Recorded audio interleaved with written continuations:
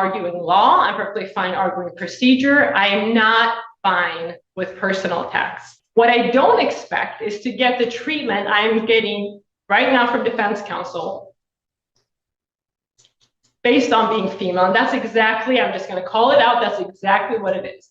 I highly doubt that any of my male colleagues from our office would have been treated the way I've been treated by defense counsel. Court does call the case of the people, state of Michigan versus Cyrus Abadi. Good afternoon, Your Honor. Marianne, Assistant Prosecuting Attorney. And good afternoon, Your Honor. With also on behalf of Cyrus Abadi standing to me, right? Cyrus, please state. Good afternoon, Your Honor. Cyrus Abadi here. All right, this has come back to me. I don't know if it's really a motion, but I don't know who would like to start, but I certainly have some questions. I have a few things to put on the record, but I'll defer to Mr. Dowse if he wants to go first. I have no problem with that. I do not need to go first. So. Well, you might need to. I'm going to let you put on what you need to put on the record, because I think the last communication I saw, Mr. Dowse had filed something and you had requested whether or not we needed a written response or whether or not you could give an oral response. I think my staff had indicated what my answer was and that you could give an oral response on the record. So if that's where you'd like to start, go ahead, Mr. That's correct, Your Honor, and thank you for the opportunity to do so. I actually don't know where to start. This is a unique situation. I've never been accused in a public filing of lying. I've never been told that my narrative is sanctionable. So I'm not sure exactly where to start. I will start. Well, I've got some things to say about that, but go ahead. Because and Mr. Dawes, I'm just going to tell you, I don't expect attorneys to necessarily like each other. I don't even care whether they like each other. Whether they talk to each other is irrelevant to me unless they cannot communicate in some professional way. But as I've told other attorneys, and particularly, and I'll name him Mr. Bennett, when he came and he accused somebody of some type of misconduct, that when that statement is made, the court has to look at that. And so I made it very clear to him, and I'll make it clear to you. If those are the kinds of things that are going to happen, you better be ready to roll with it, and you better have it. Because if you don't, that's sanction. Ms. Tanner, you may proceed. Your Honor, as counsel knows, and I think everyone in this room is aware, within this profession, our reputation and our integrity is everything. Throughout my career, I've routinely made decisions that were difficult decisions to make in a lot of aspects. I've been able to make those decisions because my reputation and my integrity are that important to me. Quite frankly, no case is worth me losing everything I've worked so hard for. What I've also routinely done in front of Your Honor, as well as other judges, is stand up here and make a point of defending opposing counsels when other people have accused them of anything from lying to misconduct and so on. The reason I make a point of doing that, even though in many situations that has truly not been necessary, is because I want to be very clear how important it is that we don't throw out baseless accusations at people. It's not a new situation to me necessarily to encounter a situation with opposing counsel where we disagree, where we misunderstand each other. I don't take offense. I've gone head to head with some of the best attorneys in this county as well as other counties.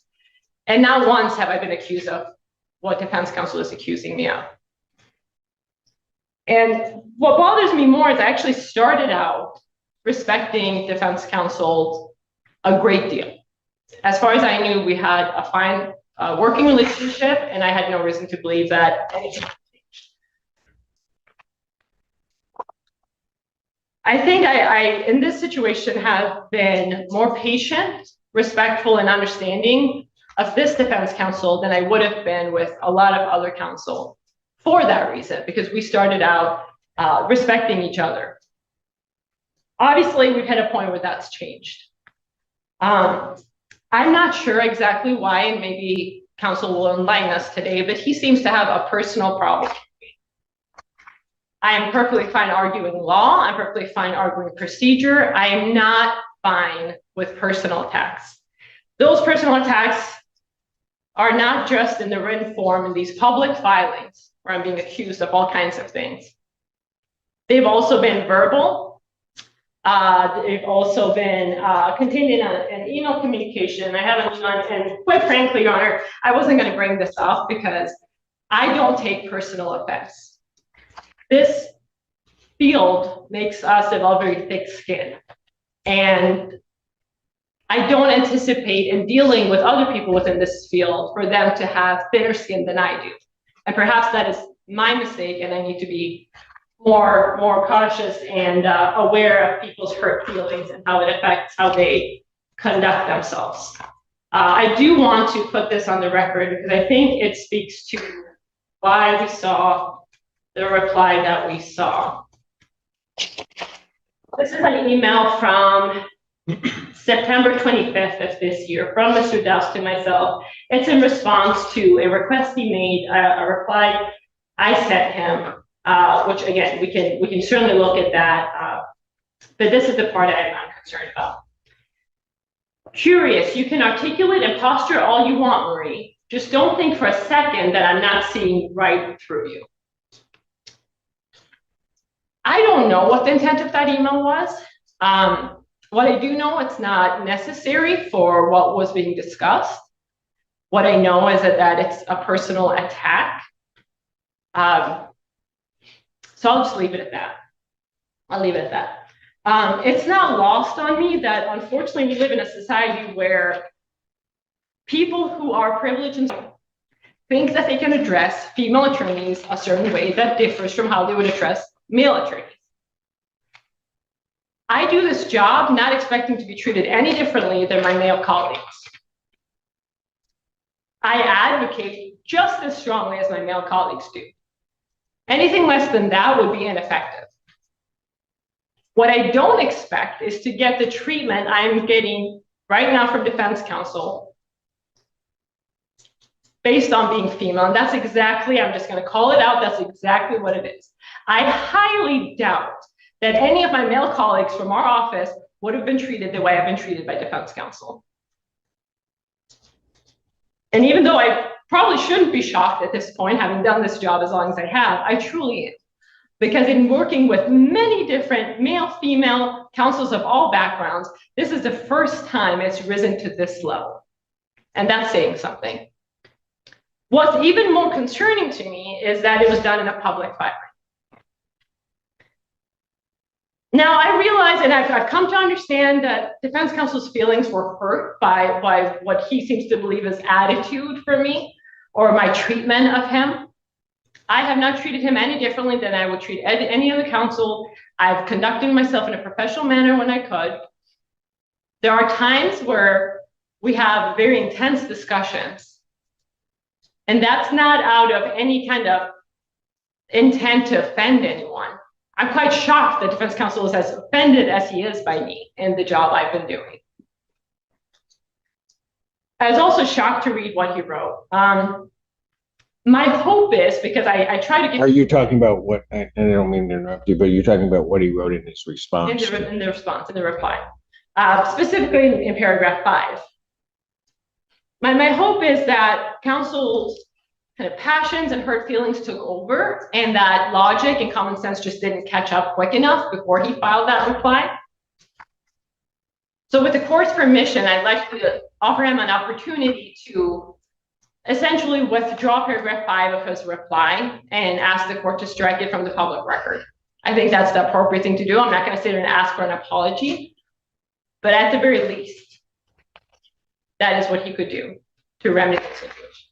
And I do have serious concerns about his ability to efficiently represent his client when he seems to have such hurt feelings and such a personal problem with him. So that might be something he might want to consider. And I'm not going to discuss the case. That's something I appreciate the opportunity to put that on the record. I felt the need to defend myself. Judge Barr was present for a great deal of our conversation, actually all of our conversation in chambers. And I'll kind of leave it at that. As to that issue, and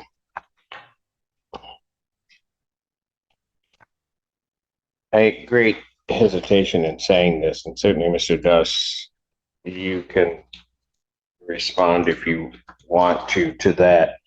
When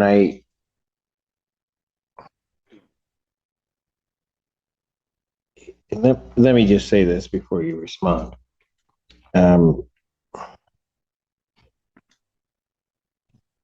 I've read over the years a number of your pleadings, both from you and both from those in your office.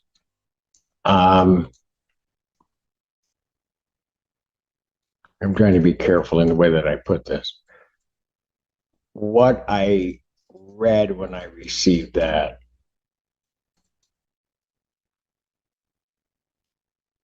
I was surprised. Surprised, and I will say a little bit taken aback. Mainly because, and you know me, I'll just be blunt, I expected better from you. So, and I say that not with any thought as to how I would rule on this issue, because that wasn't really what was playing into my mind.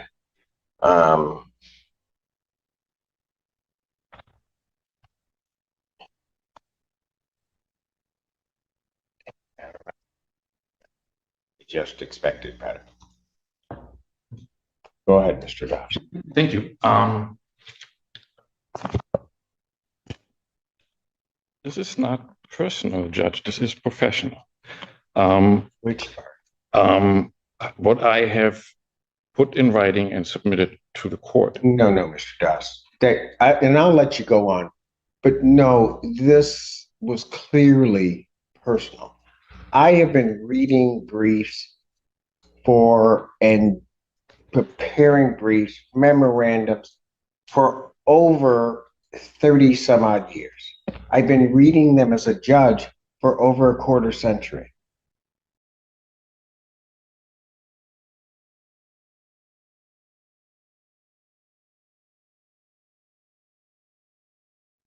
If I say to an attorney that I'm taken back by what you put in and that I expected better, you can take that however you will.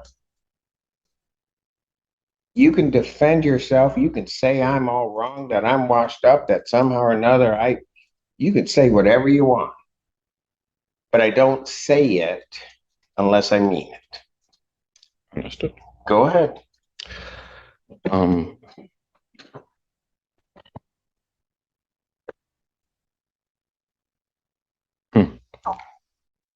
Well, I'm an honest man. Ms. Tanner is quite skilled at doing one thing and then portraying it as something else. On September 23rd in chambers with Judge Bauer, she brought up a legal issue for which there is no support, no authority. We sought to have a conversation about that, and there was no conversation to be had with Ms. Tanner. And so the exam ended up being adjourned because Judge Bauer at the moment was not in a position to decide any of this.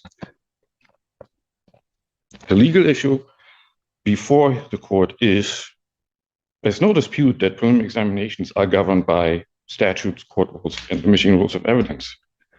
And under those rules, under MRE 4482C, defense counsel at exam at a CSC case may inquire about what is permitted within those rules. The proposition before the court is raised at the last occasion, is that for defense counsel to elicit evidence under that rule at exam, there first has to be a motion and offer of proof. For that proposition, there's no authority whatsoever. Okay, Mr. Doss, can I just stop you since you want to get into the substance of it? Let me just say this. All the years I've been sitting on the bench, the rape shield statute has applied at preliminary examination. Because if it didn't, it frankly makes no sense. To say to someone, we afford you these protections from this intrusion into your life here, but we don't do it here, makes no sense, because it's one of those things that once the cow has left the barn or the field, it's out. It's just there. And so it doesn't make any sense. Moreover, Mr. Das, I was a bit surprised by it because your colleague, Mr. Shea, has argued the rape shield at preliminary examination, I believe on 2 occasions, but certainly one before me, and never indicated, never said whatsoever that it does not apply at preliminary examination. Go ahead. Well, the authority that there is on that issue is to the contrary. I believe it, I put it in writing. I provided the court with the authority. What in fact I did was, I did not submit an advocacy piece. I did not, I'm not asking anything of the court. I'm not trying to convince the court of anything. I advised the court on what the law is. I believe I was well within the rules on going about it in that way. As far as now what Ms. Tanner put on the record earlier, I understood, based on what the law is, that Ms. Tanner on September 23rd was taking an unsupported legal position and was in a way misinforming Judge Barr about it and was not having a conversation about it. What, misinforming Judge Barr that the rape shield applied at preliminary examination? Yes. She would be taking a position that has been the longstanding practice in this county. How can you say that she's somehow just come out of with something out of thin air? Show me one case, Mr. Dawson, in this county where rape shield has not been applied and not stood at preliminary examination. The aspect that doesn't apply is the mechanism of a motion and offer of proof in MCL 750520J2. That aspect is just not applicable at this stage. It comes into play once the case is bound over. And that's the very issue that Ms. Tanner raised. She approached me asking whether I would elicit any testimony. So, Mr. Das, you paint yourself into a corner. Because if that's the argument, then none of it comes out at prelim. Because the judge at prelim is the gatekeeper of all of that. And so what would actually end up happening is none of it would come in, ever. And then you go ahead and just make your argument in, circuit court. Well, I understand we disagree on what the applicable law is on the issue. I did put it in writing. It is published. But I'm talking about two different things, Mr. Doss. I'm saying if you're indicating that the doctrine of rape shield and the protections that it's afford do not apply at prelim, then the judge, quite frankly, has the option of not hearing that testimony. Plain and simple. And then I just don't let it in. If I'm handling it, I don't let it in. And then you're going to have to deal with it as you want to deal with it in circuit court, which you won't get it in there. If what the court describes were so, then the court would at that moment disallow the admission of relevant evidence under the court rules. It's irrelevant. Somebody's past sexual history is irrelevant. I could just say that and I'm done. Not with the defendant. Pardon? That's what the law said. That's what the court rule says, not with the defendant. That is not what the rule is. So, if I can go back once more. The very core item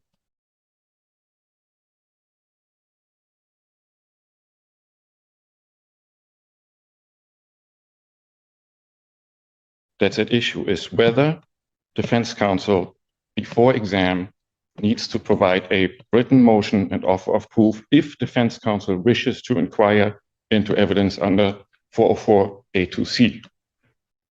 And the law on that is that no, defense counsel is not required to do that.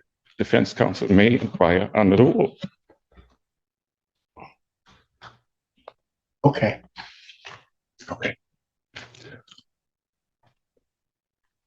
And if the judge says, I need a motion before you do it, what do you then answer? I would ask the judge, what is the legal basis for making that requirement? And the judge is going to say, because I said so.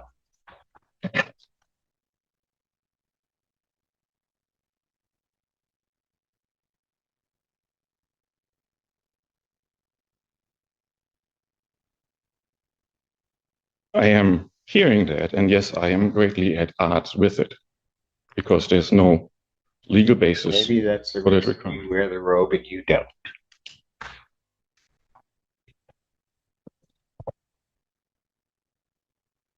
All right.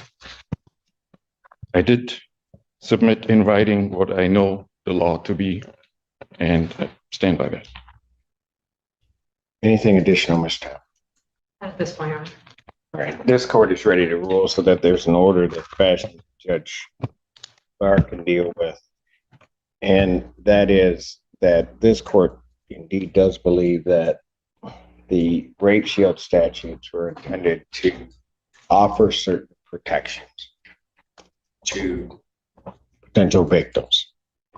That evidence, and this specifically needs to be noted, that evidence shall not be elicited at preliminary examination in any greater or lesser fashion, but in the same manner as that evidence would be alluded to at trial. To do otherwise would make the rape shield a nullity in its entirety.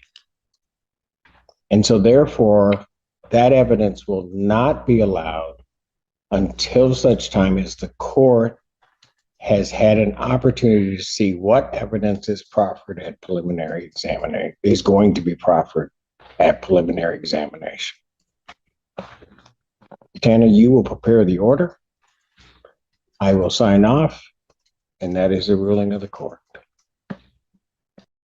What a powerful moment inside that courtroom. What started as a legal dispute turned into a raw confrontation about respect, professionalism, and equality. The prosecutor stood her ground, calm but firm, calling out what she believed was sexist behavior in a setting where composure is everything. The defense tried to label it just professional, but the judge saw through it immediately. His tone said it all. I expected better. This wasn't just about one email or one exchange. It was about how words carry weight, especially in a courtroom where reputation defines your legacy. The judge's ruling at the end made it clear. The law protects dignity, both in evidence and in behavior. Cases like this remind us that the justice system isn't just about rules. It's about respect.